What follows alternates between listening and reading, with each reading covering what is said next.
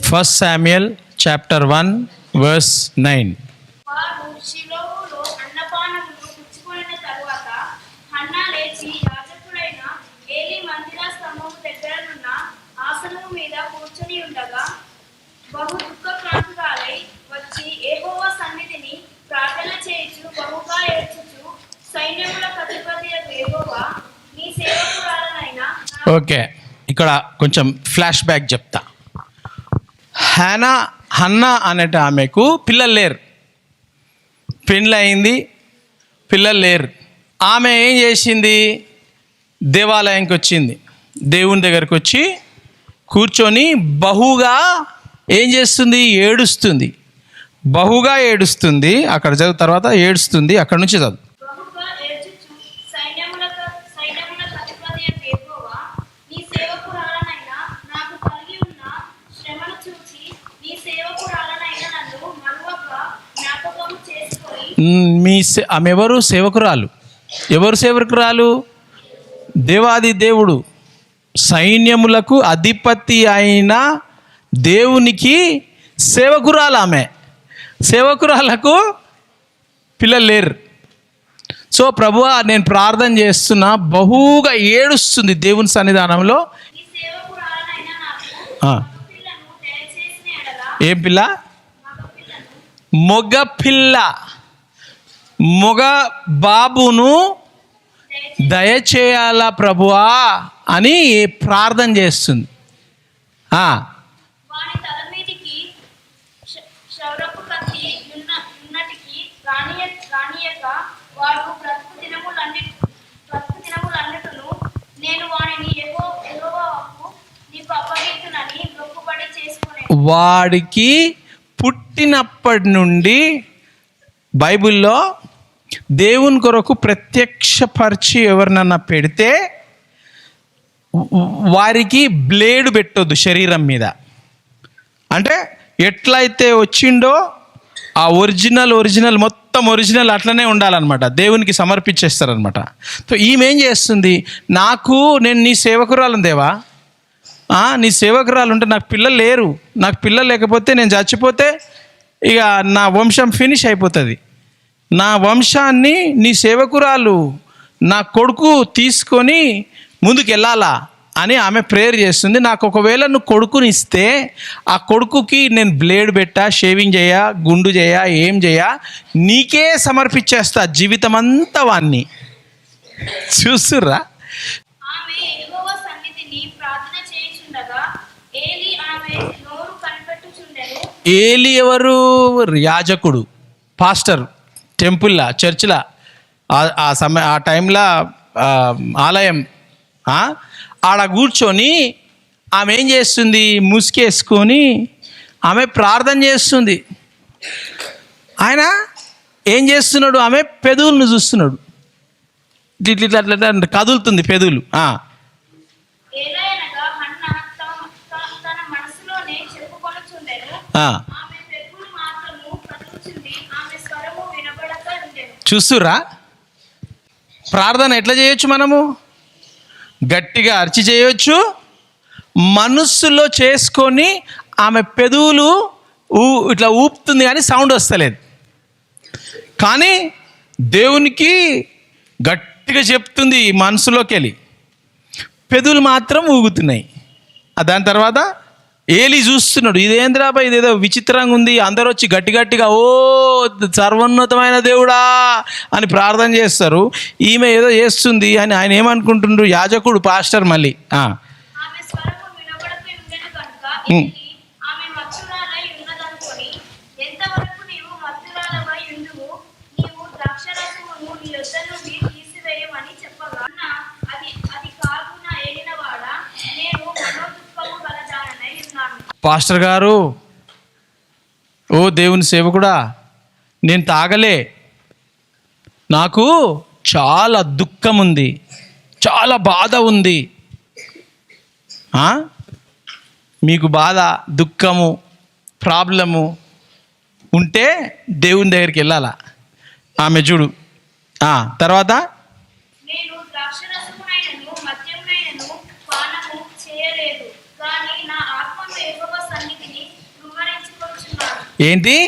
ఆమె ఆత్మను, శరీరం కాదు, ఆత్మలో ప్రార్థన చేస్తుంది. ఆత్మలో ప్రార్థన చేస్తుంటే కళ్ళు మూసుకొని, కానీ ఓన్లీ పెదవులు ఇట్లా ఊగుతున్నాయి, సౌండ్ వస్తలేదు, కానీ ప్రార్థన చేస్తుంది. అట్లా చేయవచ్చు ఆ ప్రార్థన సౌండ్ రాకుండా? నేను చెప్తా ఉంటా కదా, మీ మనసులో ప్రార్థన చేయండి, మీ మనసులో ప్రార్థన చేయండి, సైలెంట్గా చేయండి అని చెప్తా ఉంటా కదా. ఆ సైలెంట్ ప్రేయర్ ఎంత పవర్ఫుల్ చూడు. సైలెంట్ ప్రేయర్స్ చాలా పవర్ఫుల్గా ఉంటాయి. అర్థమవుతుందా? అన్న భయంతో దేవా నీ సేవకురాలను ప్రభువా అని ఏడుస్తూ ఉంది. ఆత్మ నుండి, మనస్సులో నుండి పెదవులు మాత్రం ఆడుతుంది, కానీ యాజకుడు చూస్తుండు కళ్ళు తెరిచి, ఏంది మే ఫుల్ దాగి వచ్చింది, పెదవులు మాత్రం ఆడుతుంది, ఈరోజు లేడీస్ కూడా తాగుతున్నట్టున్నారు అని అనుకున్నాడు ఆయన.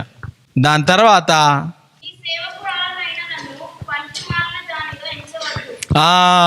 ఏంది నేను పనికి మాలదాన్ని అనుకుంటున్నావు నువ్వు, నేను వచ్చి ఇక్కడ తాగి వచ్చినా అనుకుంటున్నావు నువ్వు, నేను పనికి మాలదాన్ని కాదు, నా రోదన, నా బాధ, నా కష్టము, నాకు చదువు వస్తలేదు, నాకు రోగం ఉన్నది, నాకు బ్యాక్ పెయిన్ ఉంది, నాకు మెమరీ లేదు, నాకు నత్తి ఉన్నది, నాకు కాలుకుంటున్నది, మా డాడీ తాగబోతాడు, మా మమ్మీ ఇట్లా వదిలేసి వెళ్ళిపోయింది, ఏమనుకుంటున్నావు, నాకు చాలా బాధ ఉంది, నాకు కొడుకు లేడు అని చెప్పి ఆమె ప్రార్థిస్తున్నది.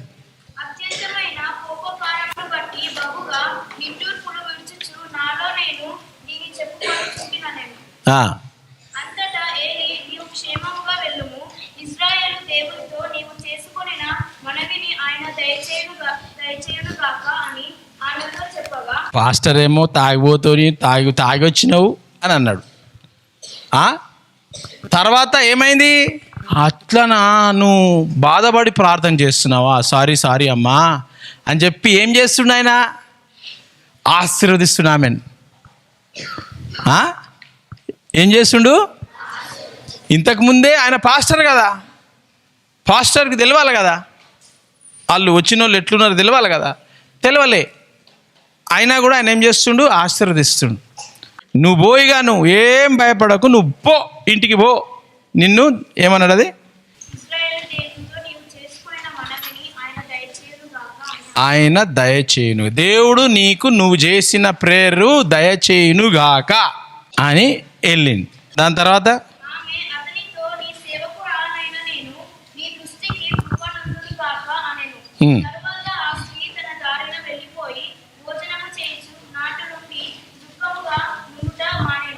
ఎప్పుడైతే దేవుడు నీకు వాగ్దానం ఇస్తాడో ఇక ఏడవడం బంద్ చేయండి. ఇక ఆ వాగ్దానాన్ని పట్టుకొని thank you Jesus, hallelujah Jesus అనాలా. ఆమె ఏం చేస్తుంది? దుఃఖము మానేసి, ముందు తినకపోతుండే ఆమె. ఏమ్రా జీవితం ఎందుకు తినాలా అని ఉంటుండే, తినకపోతుండే. ఇప్పుడు ఇంటికి పోయి తినడం స్టార్ట్ చేసింది, హ్యాపీగా దేవుని వాగ్దానాన్ని పట్టుకుంది. కాబట్టి దేవుడు ఎప్పుడన్నా మీకు ఒక వాగ్దానం ఇచ్చిండు అని అంటే ఆ వాగ్దానాన్ని పట్టుకోండి, హ్యాపీగా అది దేవుడు చేస్తాడు అని మీరు నమ్మాల.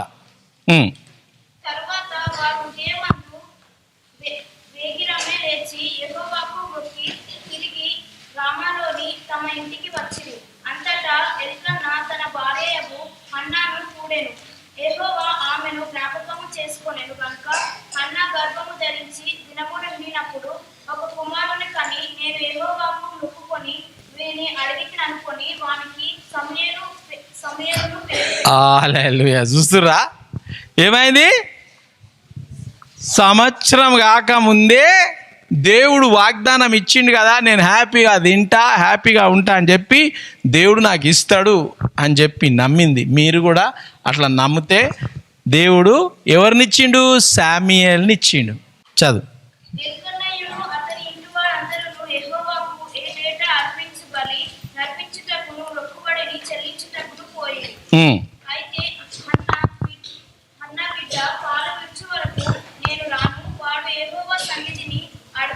అడుగుపడి తిరిగి రాక అక్కడనే ఉండినట్లుగా నేను వాడిని తీసుకొని వస్తునని తన పెనిమిడితో చెప్పి వెళ్ళక ఉండేది.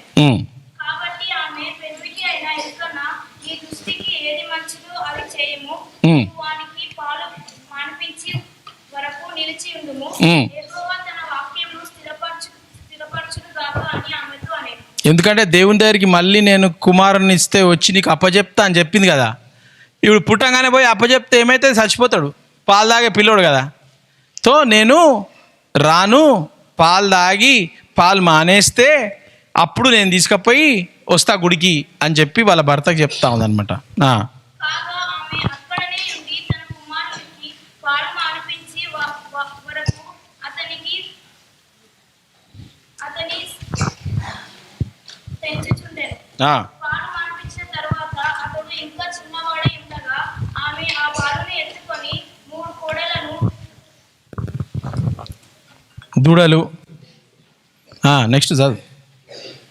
పిండిని ద్రాక్షరసము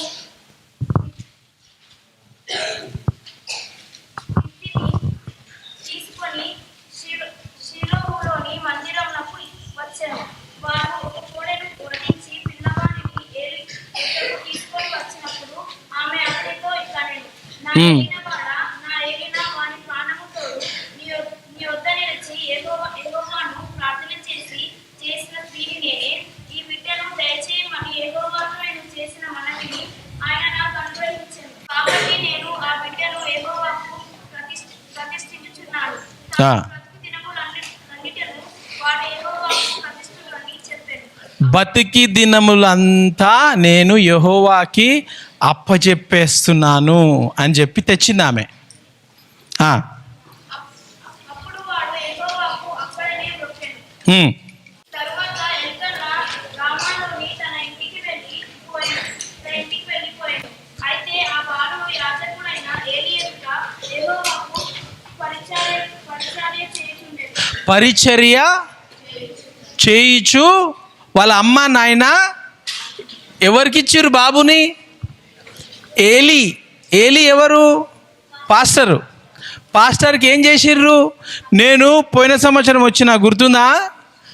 అప్పుడు నువ్వు ప్రార్థన చేసినావు కదా, ఇగో ఈ బాబు పుట్టిండు, ఈ బాబుకి నేను నీకు దేవునికి సమర్పిస్తా అన్నా కదా, ఇగో వచ్చినాం, నేను మా భర్త వచ్చినాము నీకు సమర్పించి బాబును వెళ్తాము అని చెప్పేసి బాబును ఏలీ పాస్టర్కి ఇచ్చేసిర్రు. Next verse. ఏలీ పాస్టర్కి కుమారులు ఉన్నారు.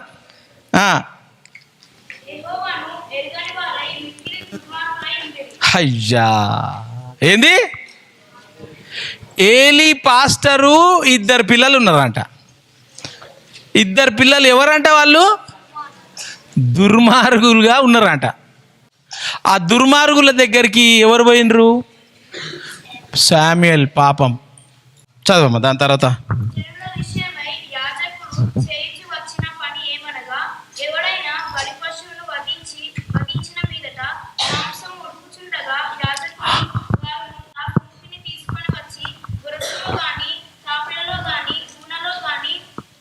ఏం చేస్తున్నారు? ఏలీ కొడుకులు అర్పణ తీసుకొని వచ్చిర్రు. అర్పణ తీసుకొచ్చి దేవునికి పెట్టాలా. మనోళ్ళు ఏం చేస్తుర్రు?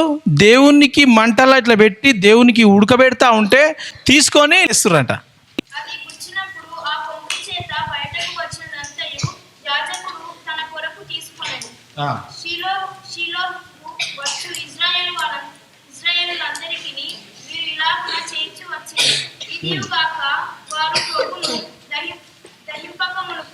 యాజకుని పనివాడు వచ్చి బలిపశువును వధించువానితో యాజకునికి వడ్డించుటకై మాంసమును ఉడకబెట్టిన మాంసమును అతడు నీ యొద్ద తీసుకొనడు.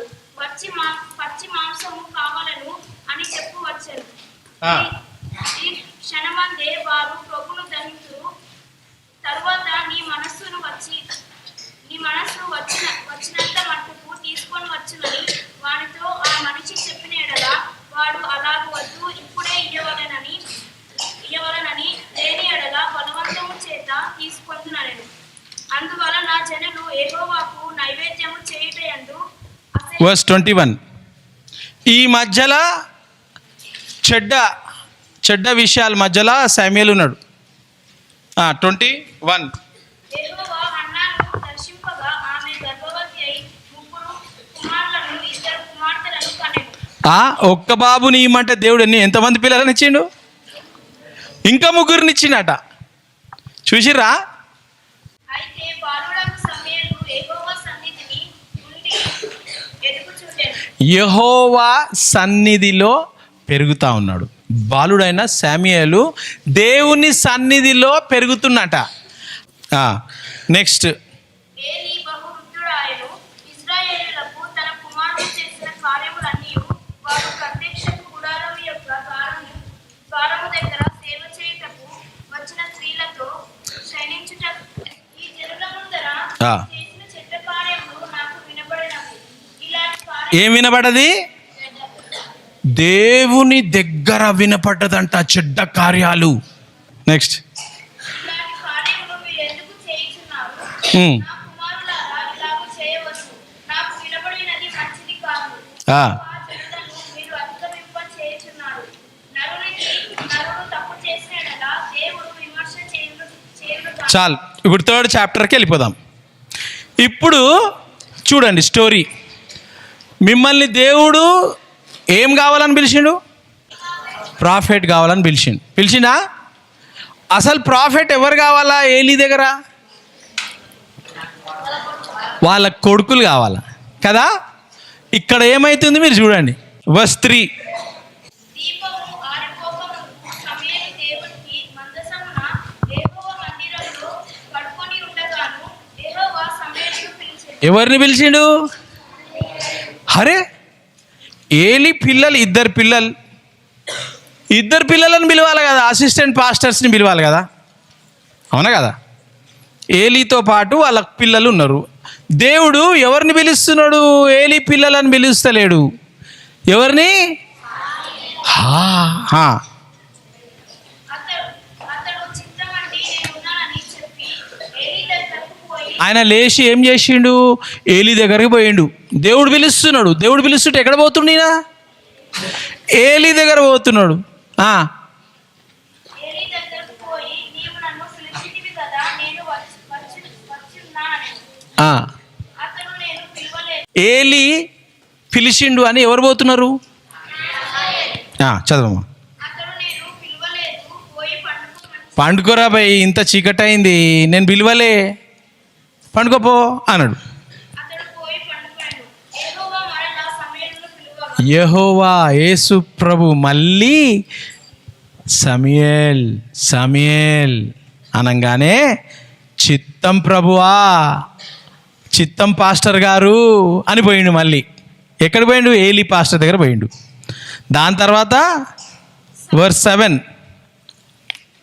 సమూయేలు అప్పటికి యెహోవాను ఎరుగక ఉండెను. ఏంది? చిన్న పిల్లోడు కదా సమూయేలు.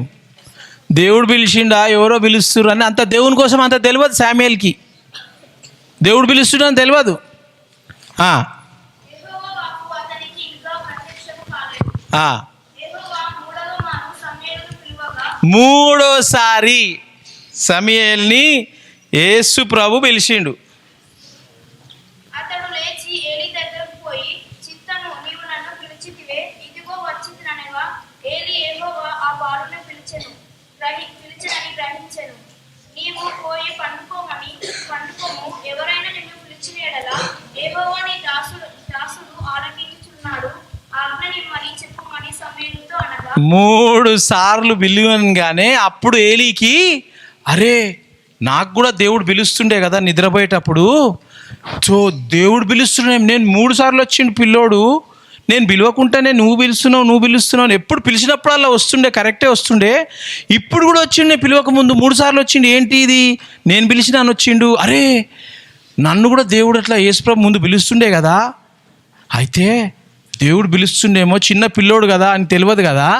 అయితే నువ్వేం చెయ్యి, నెక్స్ట్ టైము నీకు అట్లా సౌండ్ వచ్చింది అని వస్తే చిత్తం యేసు ప్రభువా, చెప్పు ప్రభువా ఏంటి అని చెప్పు అని ఏలీ ఆయనకు నేర్పిస్తుండు దేవుని స్వరం ఎట్లా వినాలా అని. సమూయేలు పోయి తన స్థలమందు పండుకొనెను. తరువాత యెహోవా ప్రత్యక్షమై నిలిచి ఆ రీతిగా సమూయేలు అని పిలువగా సమూయేలు నీ దాసుడు ఆలకించుచున్నాడు. సమూయేలు అనగానే చిత్తం ప్రభువా నీ దాసుడు వింటా ఉన్నాడు, చెప్పు ప్రభువా అని అన్నాడు. ఇశ్రాయేలులో నేను ఒక కార్యము చేయబోతున్నాను. దానిని వినువారందరి చెవులు అంగీకరించుమనెను. ఆ దినమున ఏలీ యొక్క ఇంటి వారిని గురించి నేను చెప్పినదంతయు వారి మీదికి రప్పించును. అయ్యా, ఇప్పుడు ఏమవుతుంది? ఏమవుతుంది? దేవుడు ఎవరితో మాట్లాడాలి? పాస్టర్తో మాట్లాడాలనా, లేకపోతే పాస్టర్ దగ్గర పనిచేసే ఆయనతో మాట్లాడాలనా? పాస్టర్తో మాట్లాడతలేడు దేవుడు. ఎవరితో మాట్లాడుతుండు? సమూయేలు ఎందుకు వచ్చిండు? నేర్చుకోనికి వచ్చిండు, ఆలయంలో పనిచేయనికి వచ్చిండు. ఆయనను సమర్పించేసిర్రు దేవునికి, వాళ్ళ అమ్మ హన్న. ఇక్కడికి వచ్చి దేవుడు ఏమంటుడు? నేను ఏలీ గురించి, వాళ్ళ పిల్లల గురించి ఏమేమైతే చెప్పినానో అది చేయబోతున్నా. ఇజ్రాయేల్ విషయాలు నీకు, ఈ దేశం కొరకై నీకు చెప్పబోతున్నా అని అన్నాడు. అయ్యా, చెప్పు. దాని చేయి మొదలుపెట్టి దాన్ని ముగించును. తన కుమారులు తమను తాము శాపగ్రస్తులుగా చేసుకొనుచున్నారని తానెరిగియు వారిని అడ్డగించలేదు కనుక ఇంటికి నిత్యమైన శిక్ష విధించునని నేను. అయ్యా, ఆయన ఇంటికి ఏందంట? శిక్ష. ఏలీ ఇంటికి శిక్ష వస్తుందంట. పనిచేసే వాడికి చెప్తున్నాడు, బాస్ కోసం. బాస్ గురించి, పనిచేసేట ఆయన గురించి చెప్తా ఉన్నాడు. ఆయనకు దేవుడు బయలుపరుస్తున్నాడు. నేను అతనికి తెలియజేయుచున్నాను. కాబట్టి ఏలీ ఇంటి వారి దోషమునకు బలి చేతైనను నైవేద్యము చేతైనను ఎన్నటికీ ప్రాయశ్చిత్తము చేయబడదని నేను ప్రమాణపూర్వకముగా ఆజ్ఞాపించితిని. తరువాత సమూయేలు ఉదయము వరకు పడుకొని లేచి యెహోవా మందిరపు తలుపులను తీసని గాని భయపడి తనకు కలిగిన దర్శన సంగతి ఏలీతో చెప్పకపోయాను. అయితే ఏలీ సమూయేలు, నా కుమారుడా అని సమూయేలును పిలువగా అతడు చిత్తము, నేను ఇక్కడ ఉన్నానెను. ఏలీ, నీతో యెహోవా ఏమి సెలవిచ్చునో మరుగు చేయక దయచేసి నాతో చెప్పుము. ఆయన నీతో సెలవిచ్చిన సంగతులలో ఏదైనా నీవు మరుగు చేసిన యెడల అంతకంటే అధికమైన కీడు ఆయన నీకు కలుగజేయును. ఇప్పుడు స్టోరీ మొత్తం షార్ట్ చేస్తే దేవుడు ఏమన్నాడంటే, నువ్వు ఖతమైపోతావు, నీ పిల్లలు ఖతమైపోతారు, నీ తర్వాత చాప్టర్ క్లోజ్ అయిపోయి ఎక్కడికి వచ్చింది తెలుసా? చాప్టర్ 9. ఏలీ చచ్చిపోయిండు, అలా పిల్లలు కూడా చచ్చిపోయారు. చచ్చిపోయినాక చాప్టర్ 9కి వచ్చినాక ఇక్కడ ఏమవుతుంది? సమూయేలు ఇజ్రాయెల్ దేశానికి కింగ్. ఇజ్రాయెల్ దేశానికి ప్రవక్తగా అయిపోయింది ఆయన. ఆ కాలంలో రాజులు లేరు దేశానికి. ఎవరున్నారు? ప్రవక్త, అంతే. ప్రవక్త చెప్పిన ప్రకారము దేశం నడుస్తుంది. అర్థమైందా? ప్రవక్త చెప్పిన ప్రకారము 100% జరుగుతుంది. ఇప్పుడు ఏలీ చెప్పిన ప్రకారము దేశం నడుస్తుండే. ఏలీ లేడు, ఏలీ పిల్లలు పోయిండ్రు. ఇప్పుడు ఉన్నారు ఎవరు? సమూయేలు ఏమైండు? దేశానికి. ఇది చెప్పి ముగించేస్తా. సమూయేలు ఒక గ్రేట్ ప్రాఫిట్ అయిపోయిన తర్వాత దేశమంతా ఏమైంది తెలుసా? మాకు ప్రాఫిట్ అవసరం లేదు అన్నాడు. ఆ ఊర్లో రాజు ఉన్నాడు కదా, ఆ ఊర్లో ఒక రాణి ఉంది కదా, ఆ ఊర్లో ఒక పెద్ద రాజు ఉన్నాడు కదా. అట్లా మా దగ్గర నుంచి ఒక రాజు కావాలి, మాకు ప్రాఫిట్ వద్దు. ప్రాఫిట్ ఏం చేసిండు సమూయేలు? ప్రాఫిట్ దేవుని దగ్గరికి పోయి బాధతోని, అప్పటి వరకు వాళ్ళ రాజు ఎవరు? దేవుడు రాజు. వాళ్ళకు దేవుడు రాజుగా వాళ్ళను నడిపిస్తుండే. ప్రాఫిట్ చెప్తే వింటుండే. దేవుడు ఏం చేసిండు? సౌల్ని